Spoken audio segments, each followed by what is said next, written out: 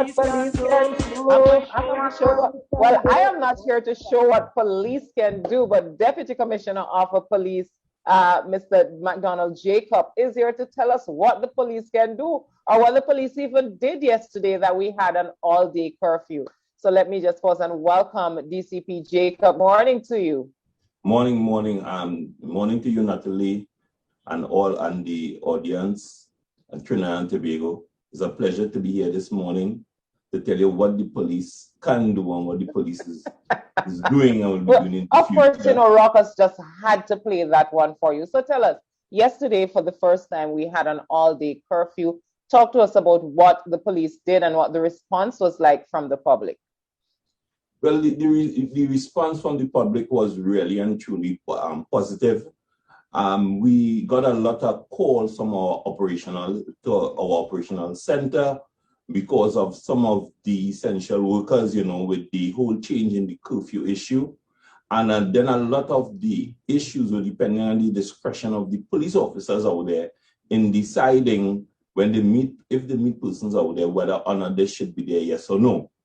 Well, we did a very, very good job. Our operational center got approximately nearly about 300 calls per hour, you know, with persons calling in to clarify their status, you know, and also the police officers called in to clear persons' status who were out there. But there were not much persons out there. The persons who required to be out there was in fact out there, right? Well, I have to say, from driving from Port of Spain to Chaguanas yesterday after 3, honestly, if I saw 12 vehicles on my side of the highway for the period of time that I was on the road, it was a lot. But the thing is that I did not see the police vehicles either.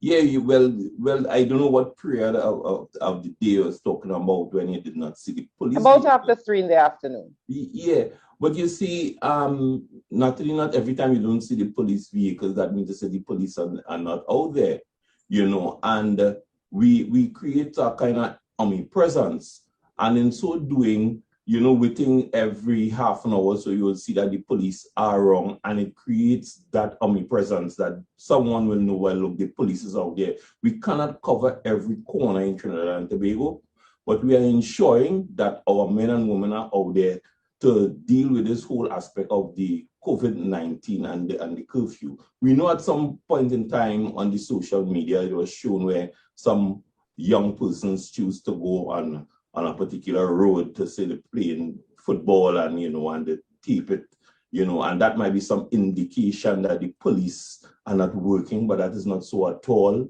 You know that some persons overnight choose to have a fete.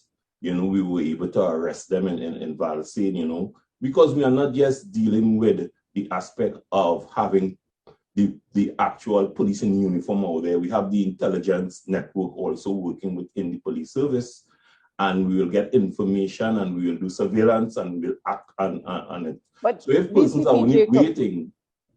Tell us what it says to you when you see party. I mean, you were called to the party in Valsayn. The police was called to the party in Valsayn. But the thing is that there may be many others where the police aren't aware of them. What does it tell you about the psyche of Trinbagonians when we're seeing an all-day curfew and people are still trying to have parties? And in communities that are considered affluent, you'd believe if they got to the affluence that there's supposed to be some common sense. Well, my message will be to the leaders and informal leaders, persons who have influence over others. And you know, last year we had certain sort of narrative going on, like if COVID don't exist, and then later down it only affect the age. We recognize now that COVID is affecting everyone. So those leaders and informal leaders who initially came up with those ideas and influencing others, we are asking them now to change their narrative. Let people know that their followers have to put it like that. Let them know that COVID-19 is real and it affects everyone, from the young and the old. Let us all work together as a team. Let us deal with COVID-19. We look at this. COVID-19 is our enemy. COVID-19 is our enemy. And if you are doing things and you are not following the 3 W's, then we have no alternative but to add an 88, and that will be arrest. because you becomes an enemy of the state, just like how COVID-19 is an enemy.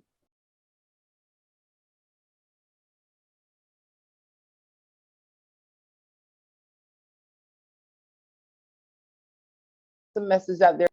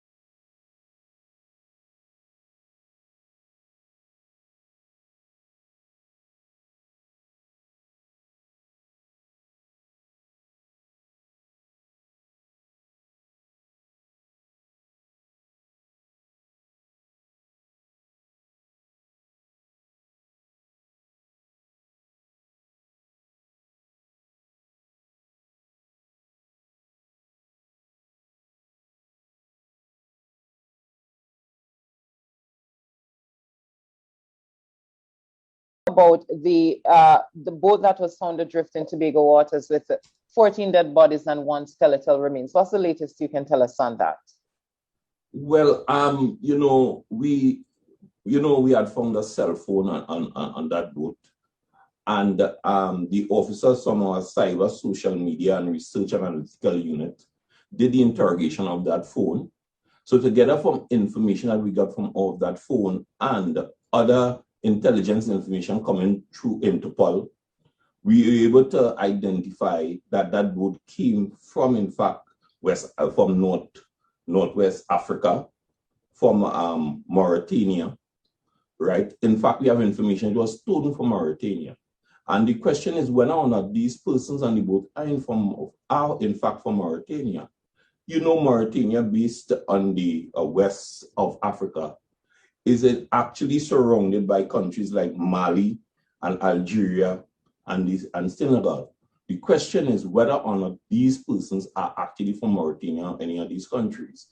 You know, within the past few years, there was an agreement between Morocco and Spain where Morocco actually tightened their borders because Morocco was being used as a center for persons who are looking to leave to go into the European continent. And that agreement caused a lot of the persons who wish to go to Europe to use Mauritania, whose borders are porous, in order to reach to Europe. So the question is whether or not they are actually from Mauritania or from one of these other countries.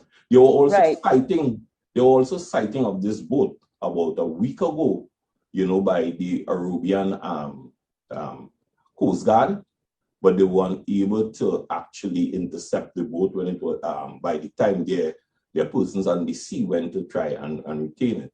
So we have some kind of idea of what is happening. But I know there has to be some Interpol, some intelligence between Trinidad and Tobago and some other country. If I'm trying to establish if this boat, if these people, if you all have established what their destination was, or if it's just a drifted boat that ended up all the way to the Caribbean from West Africa.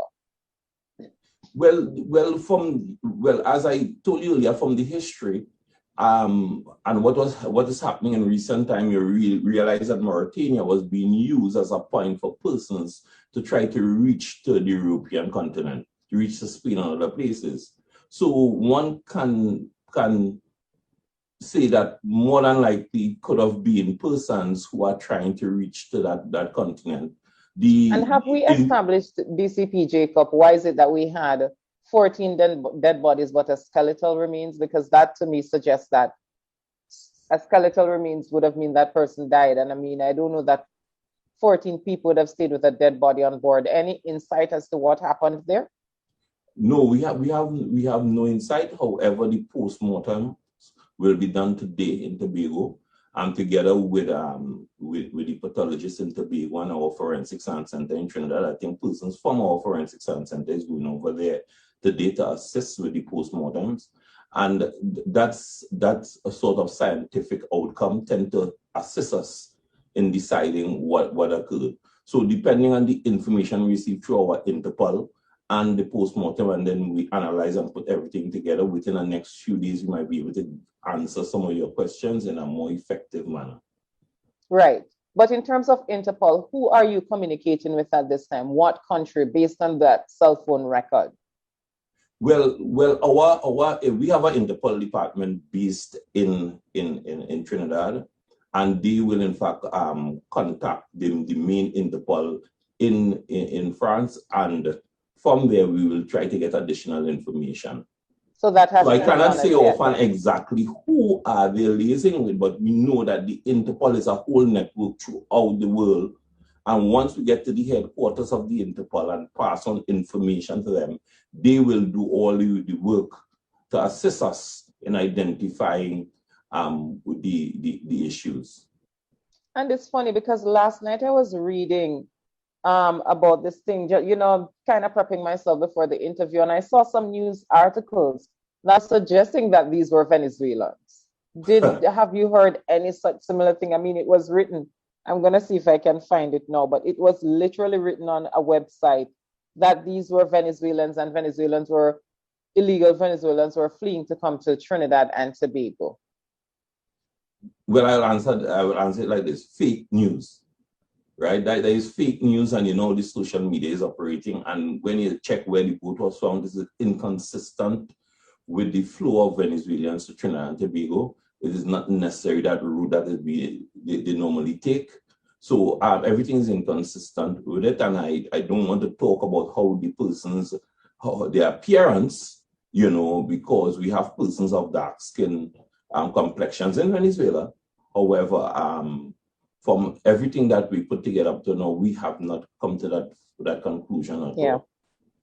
Nationnews.com said that they were believed to be Venezuelans. But talk to us. The bodies are here. Thinking as of now, according to the intelligence, you believe that, you know, there's some connection to West Africa. But what happens to the bodies after the postmortems are done, if they're indeed from West Africa? Everything depends on the information we see through Interpol. And if at some stage we reach where we cannot go any further in identifying the bodies, getting exactly where they are from, we have no alternative but to do the official burial of these bodies. Right, and they will be swabbed for COVID-19 as well. Yes. Weren't there any kind of identification on any of the 14 people? No, remember the police officers are so advised not to touch or interfere with the bodies. Okay, so that when the pathologists, when they are doing the postmortem, they will be able to check clothing and other things on these bodies. No, well, I was thinking that whomever removed them from the boat to the mortuary, those people would have been in protective gear. So didn't they check to see if there was any form of identification? I mean, a cell phone was discovered. Yeah, the cell phone was discovered on the boat. However, the actual really searching of them will be done for the protective reason by the pathologists, even though the persons who were taking them to the mortuary were in protective gears. We wait and we'll wait until this procedure is completed today. If we get additional information, if it is established that they're from Mauritania, will the bodies be returned there if it's established?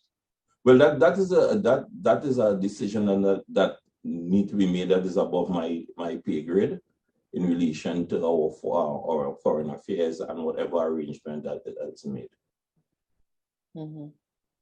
So as of now, don't know. Nobody has, no family members have reached out. Nobody has, you know, put any feelers out there that they're missing people. You don't have that kind of. We don't have that kind of information. And that is the reason why I indicate that they indicated that they may not even from Mauritania. They could be from Algeria. They could be from Mali.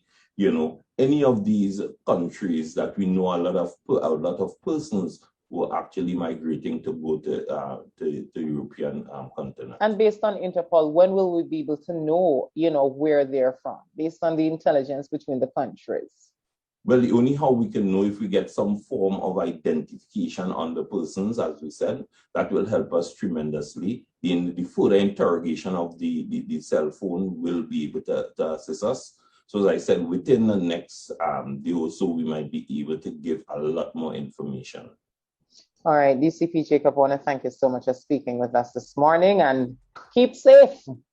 Yes, thanks so much, and you too, and the whole of Trinidad and Tobago. Remember the message to the leaders and the informal leaders. Talk to your followers, let them know this is serious business. We want you to join the fight against COVID-19. And if you fail to follow the 3 Ws, as I said, we will add A to it and we will make the necessary arrests.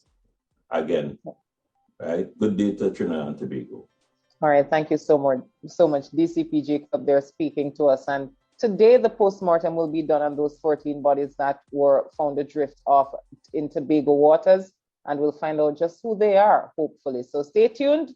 As we get the information, we'll update you. We take a break and we'll be back.